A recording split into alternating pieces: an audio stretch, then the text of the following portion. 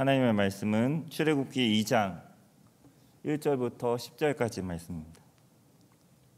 구약 성경 82쪽에 있습니다. 출애굽기 2장 1절부터 10절까지 말씀,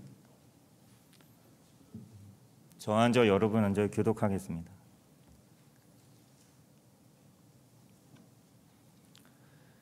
레위 가족 중 한 사람이 가서 레위 여자에게 장가들어 여자가 임신하여 아들을 낳으니 그가 잘생긴 것을 보고 석 달 동안 그를 숨겼으나 더 숨길 수 없게 되면 그를 위하여 갈대 상자를 가져다가 역청과 나무진을 칠하고 아기를 거기 담아 나일강과 갈대 사이에 두고 그의 누이가 어떻게 되는지 알고 멀리 섰더니 바로의 딸이 목욕하러 나일강으로 내려오고 시녀들은 나일강가를 거닐 때에 그가 갈대 사이의 상자를 보고 시녀를 보내어 가져다가 그 아기를 보니 아기가 이는 히브리 사람이 아기로다. 그의 누이가 바로의 딸에게 이르되 내가 가서 당신을 위하여 히브리 여인 중에서 유모를 불러다가 이 아기에게 젖을 먹이게 하리이까. 바로의 딸이 그에게 이르되 가라 하니 그 소녀가 가서 그 아기 어머니 바로의 딸이 그에게 이르되 이 아기를 데려다가 나를 위하여 젖을 먹이라. 내가 그 삭슬 주리라. 여인이 아기를 데려다가 젖을 먹이더니 그 아기가 자라매 바로의 딸에게로 데려가니 그가 그의 아들이 되니라. 그가 그의 이름을 모세라 하여 이르되 이는 내가 그를 물에서 건져내었음이라 하였더라. 아멘. 오늘은 자녀를 위한 갈대 상자를 준비하라라는 제목으로 말씀을 전하겠습니다. 오늘 본문에 모세가 태어납니다. 모세가 태어날 때 상황은 굉장히 좋지 않았습니다. 남자아이가 태어나면 죽여야 했습니다. 그것도 나일강가에, 나일강물에 던져 죽여야 했습니다. 얼마나 끔찍한 일입니까?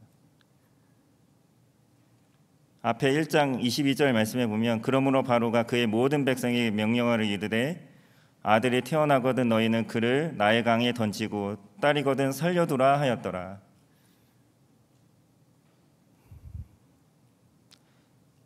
아홉 살부터 24살까지의 아이들이 그 아이들의 사망 원인 가운데 가장 큰 비중을 차지하는 것이 무엇이라고 생각을 하십니까? 교통사고나 질병으로 인한 사망이 아닙니다. 자살입니다. 자살. 지난 13년 동안 1위가 전부 다 자살이었습니다. 너무나도 안타까운 일이죠. 통계에 따르면 하루에 한 명꼴로 스스로 목숨을 끊는다고 합니다. 살기는 좋아졌는데 우리 아이들이 놓여진 상황은 여전히 위태롭고 위험합니다. 3,500년 전 모세가 태어난 시대와 별반 다르지 않은 것 같습니다. 그때에는 자녀들을 나일강에 빠뜨려 죽이고자 했고 지금은 다른 방법으로 우리 자녀들의 영혼을 죽이고자 하는 악한 영의 공격이 있는 것 같습니다. 모세가 살던 시대와 별반 다르지 않게 위태로운 시대를 살고 있는 우리 자녀들, 부모된 우리가, 여기에 부모님도 계시고 조부모님 더 많이 계시는 것 같은데 부모된 우리가 어떻게 양육해야 하겠습니까? 하나님이 우리에게 자녀를 주신 것은 잘 돌보라고 주셨을 텐데 우리가 어떻게 하면 자녀를 잘 돌볼 수 있을까요? 오늘 모세의 어머니 요게벳의 모습을 통해서 자녀 양육에 대한 지혜를 얻고자 합니다. 첫 번째로 자녀를 숨겨주라는 것입니다. 모세가 태어났을 때 모세의 어머니 요게벳은 모세를 석 달 동안 숨겼습니다. 남자아이가 태어나면 나일강에 던져서 죽이라고 했는데 죽이지 않고 숨겼습니다. 1절과 2절 말씀에 보면 레위 가족 중 한 사람이 가서 레위 여자에게 장가들어 그 여자가 임신하여 아들을 낳으니 그가 잘생긴 것을 보고 석 달 동안 그를 숨겼으나, 여기서 숨기다 할 때 히브리어로 사판이라는 말입니다. 덮어두다, 품어주다, 비밀을 지켜주다, 그런 뜻을 가지고 있습니다. 요게벳이 모세를 품어주고 가려주고 비밀을 지켜주었다는 것입니다. 요게벳을 통해서 우리가 배울 수 있는 지혜는 내가 내 자녀들을 숨겨주는 것입니다. 내 자녀들을 지켜주는 것입니다. 내 자녀들을 품어주는 것입니다. 우리 자녀들에게 많은 선물들이 있죠. 우리 자녀들 생각만 하면 어떻습니까? 복장이 터지시나요? 말썽만 피우고 사고만 치고, 사춘기 자녀들은 더 그렇습니다. 그렇게 우리의 속을 터지게 하는 그 자녀를 할지라도 부모는 자녀를 품어주라는 것입니다. 저도 참 부족하고 그렇게 잘 못하지만 자녀들의 잘못이 있다면 용서해 주는 것이죠. 품어주고 기다려주고, 아까 인내 찬양을 했는데 인내하면서 기다려주고 덮어줄 때 우리 자녀들에게 소망이 있게 될 줄 믿습니다. 그런데 언제까지 숨겨줄 수만은 없습니다. 언젠가는 떠나보내야 합니다. 자녀를 숨겨줘야 할 때도 있지만 자녀를 놓아줘야 할 때도 있습니다.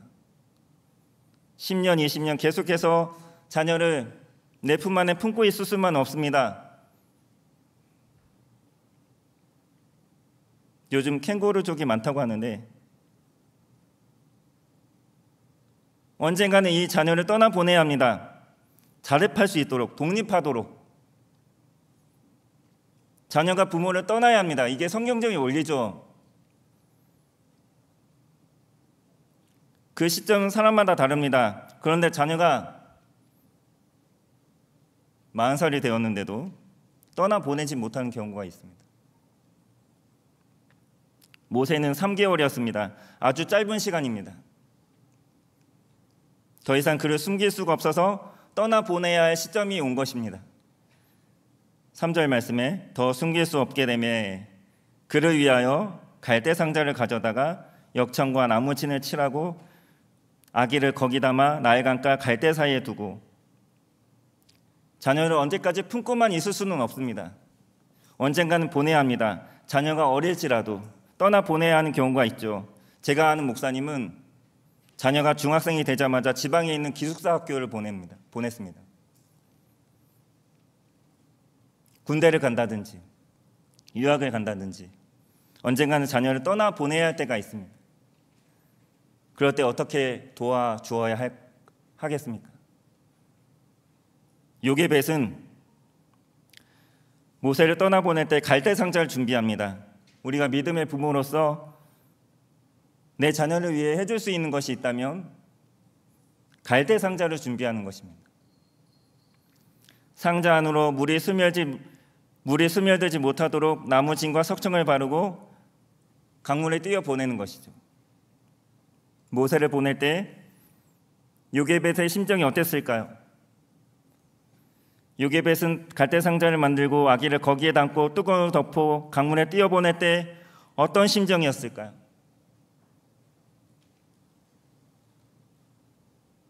히브리서 11장 23절의 말씀에 보면 믿음으로 모세가 낳았을 때 그 부모가 아름다운 아이임을 보고 석 달 동안 숨겨 왕의 명령을 무서워하지 아니하였으며.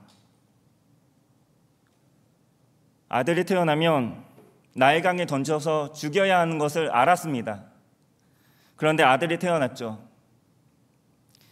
히브리 산파들처럼 하나님을 경외하는 마음과 생명을 존중하는 마음으로 죽이지 않고 믿음으로 석 달 동안 모세를 숨깁니다. 그리고 믿음으로 갈대 상자에 아이를 담아 보냅니다. 이 아기의 생명을 하나님께 맡기는 믿음으로 보낸 것입니다. 하나님께서 이 아이의 주관자와 인도자가 되어주셔서 이 아기를 돌보시고 지켜주시옵소서 기도하는 마음으로 아마 보냈을 것입니다.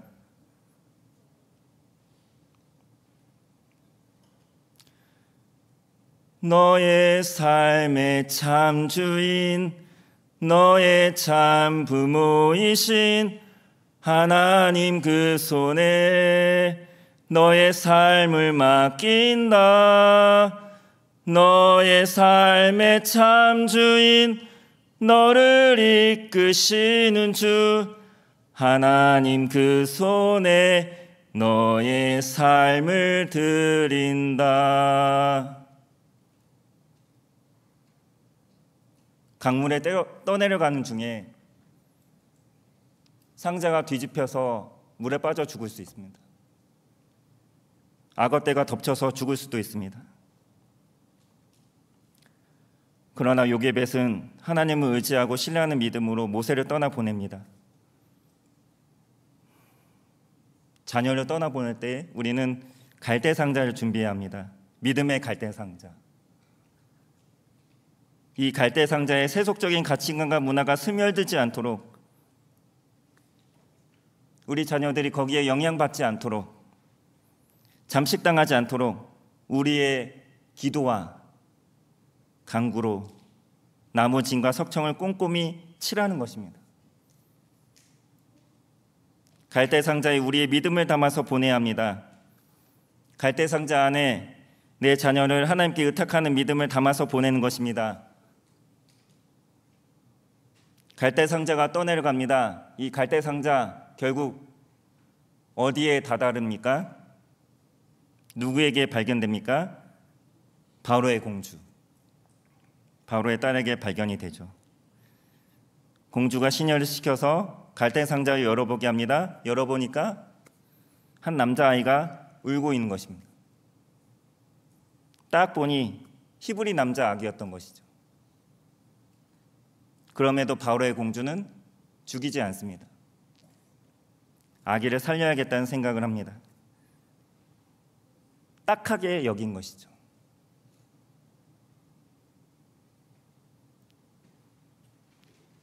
자신의 아버지 바로 왕이 히브리인 남자 아기가 태어나거든 나일강에 던져 죽이라는 끔찍한 명령을 했는데, 이 공주의 생각은 어느 히브리 부모가 아마도 아이를 참아 죽일 수가 없어서 갈대 상자에 아기를 담아 흘려보냈구나, 그렇게 생각을 한 것이죠. 그래서 아버지의 명령을 어기고 아기를 살려주기로 합니다. 그래서 아기의 이름을 모세로 짓습니다. 물에서 건짐을 받았다라는 뜻이죠. 이때 모세의 누나였던 미리암이 갈대 상자가 떠내려 가정을 멀리서 멀찌감치 쭉 지켜보다가 바로의 공주가 상자를 발견하고 아기를 꺼내는 것을 보고 그 공주에게 달려가서 한 가지 제안을 합니다. 재치 있게, 공주님, 제가 알고 있는 히브리 여인 한 분이 계시는데 젖이 잘 나오고 착한 여인입니다. 그녀를 유모로 소개해 드릴까요? 이러한 미리암의 제안에 바로의 공주는 승낙을 하죠. 받아들입니다. 그래서 미리암이 어떻게 합니까? 자기 어머니 요게벳을 데리고 오죠. 요게벳은 아들을 갈대 상자에 태워서 보냈지만 극적으로 아들을 다시 만나게 되었습니다. 그리고 모세가 젖을 뗄 때까지 요게벳이 유모로서 바로의 왕궁에서 모세를 키웁니다. 젖을 떼자 요게벳은 모세를 바로의 공주에게 돌려주고 집으로 돌아갑니다. 그때부터는 이제 모세는 바로의 공주의 아들로 자라게 되는 것이죠. 10절 말씀에 그 아기가 자라매 바로의 딸에게로 데려가니 그가 그의 아들이 되니라. 여기서 자랐다고 말할 때 히브리의 원어의 뜻은 성장했다는 뜻도 있지만 힘이 강해졌다라는 뜻도 있습니다. 모세가 키만 큰 게 아니죠. 힘이 강해진 것입니다. 힘이 강해지고 나서 모세가 무엇을 봅니까? 다음 주 수요일에도 함께 보겠지만 11절 말씀에 보면 모세가 장성한 후에 한 번은 자기 형제들에게 나가서 그들이 고되게 노동하는 것을 보더니 어떤 애굽 사람이 한 히브리 사람 곧 자기 형제를 치는 것을 본지라. 모세는 고통받는 히브리 이스라엘 사람들을 자기 형제라고 생각을 했습니다.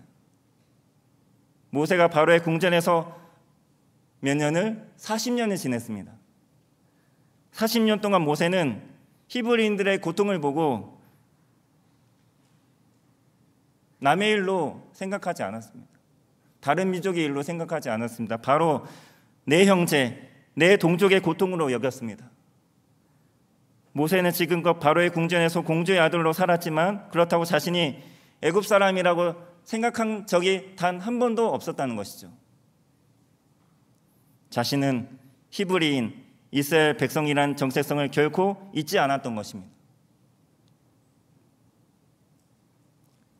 마지막 세 번째, 참된 정체성을 심어주는 것입니다.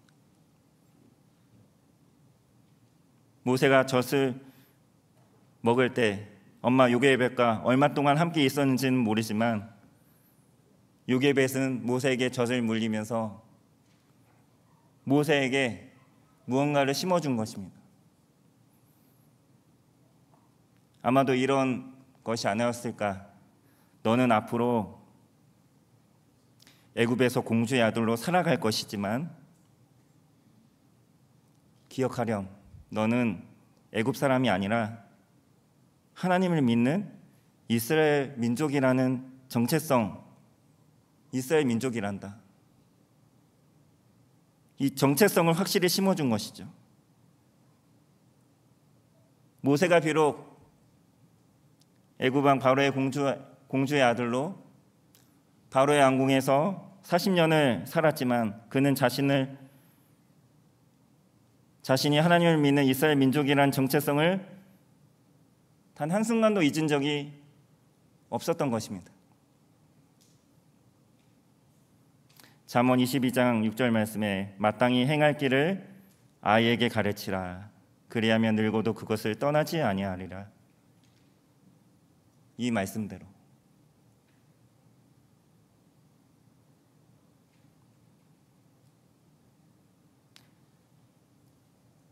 자진해서 교회에 등록하는 새가족들이 계십니다. 그 새가족들 가운데 많은 분들이 어떻게 교회에 오시게 되었습니까? 라고 질문을 하면 어렸을 때 오래전에 집 근처 교회를 다닌 사실을 이야기하면서 어렸을 때 그 교회를 다닌 추억이 있어서 결국 다시 오게 되었다고 하시는 분들이 많습니다.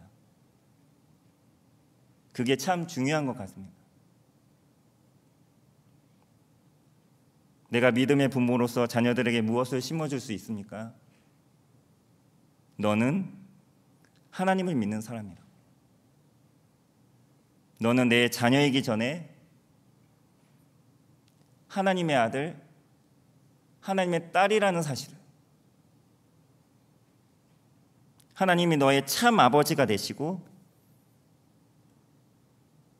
찬양 가사처럼 너의 삶의 참 주인이시고 생명의 주관자가 되시고 하나님이 너의 모든 필요의 공급자가 되시고 참 인도자가 되신다는 사실, 하나님이 너의 모든 것을 책임지시고 지켜주시는 분이심을, 하나님이 너의 시작이고 끝이라는 것을 가르쳐 주어야 합니다. 그래서 내가 누구인지,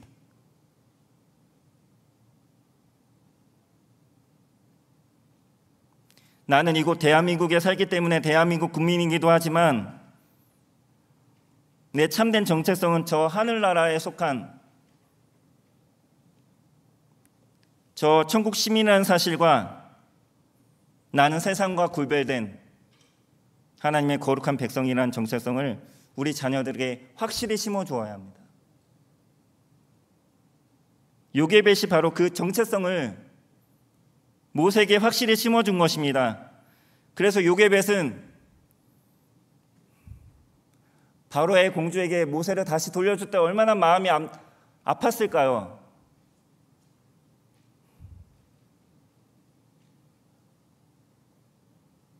우리 언제 다시 볼 수 있을까, 모세야? 그렇게 바로의 공주의 손에 돌려주면서도 확신할 수 있었습니다. 기꺼이 돌려줄 수 있었습니다. 왜? 내 아들이 비록 애국 공주의 아들로 앞으로 살아간다 하더라도 그 자신이 하나님의 백성이라는 사실 하나만큼은 절대 잊지 않을 것임을 확신했던 것이죠. 그래서 미련 없이 돌려보냈고, 그 믿음대로 모세는 40살이 되었을 때 고통당하는 히브리 사람을 자신의 형제로 여기면서 그를 돕는 자의 편에 서게 되었던 것입니다. 말씀을 맺겠습니다. 사랑하는 성도 여러분, 우리가 믿음의 부모로서 어떻게 하면 우리 자녀들을 잘 양육할 수 있을까요? 자녀의 허물과 잘못을 사랑으로 숨겨주고 덮어주는 것입니다. 오래오래 참아주고 기다려주는 것입니다. 그리고 믿음으로 하나님께 자녀를 맡기는 것입니다. 하나님, 저의 자녀 아무개는 저의 자녀이기 전에 하나님의 자녀입니다.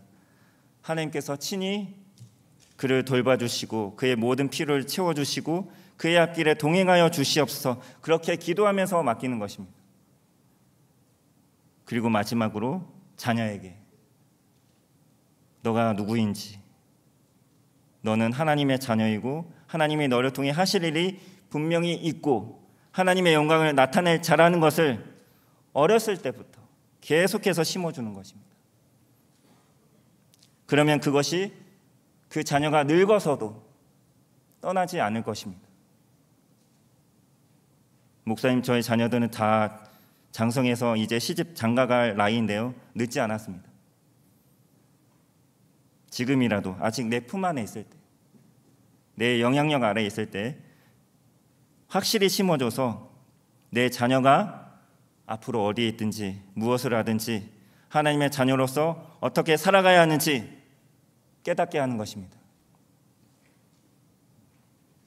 바라옵기는 우리가 하나님을 믿는 믿음의 부모로서 이러한 영적 사명과 책임을 다하는 저와 여러분 모두가 될 수 있기를 간절히 소원합니다. 기도하겠습니다. 하나님 아버지, 오늘 말씀을 통해 우리에게 맡겨주신 귀한 자녀들을 어떻게 하면 믿음으로 잘 양육할 수 있을지 지혜를 얻게 하심을 감사를 드립니다. 어둠과 절망 가운데로 자꾸 우리 자녀들을 내몰고자 하는 세상 악한 영들의 계략을 물리쳐 주시고 우리 자녀들을 지켜주시고 우리 자녀들이 빛된 자녀들로서 하나님의 영광을 드러내며 살아가는 그런 자녀들이 되게 하옵소서. 영적으로 굳게 서는 자녀들로 잘 양육할 수 있도록 우리 믿음의 부모님들에게 한없는 은혜와 긍휼을 베풀어 주실 줄 믿고 감사드립니다. 살아계신 예수님의 이름으로 기도합니다. 아멘.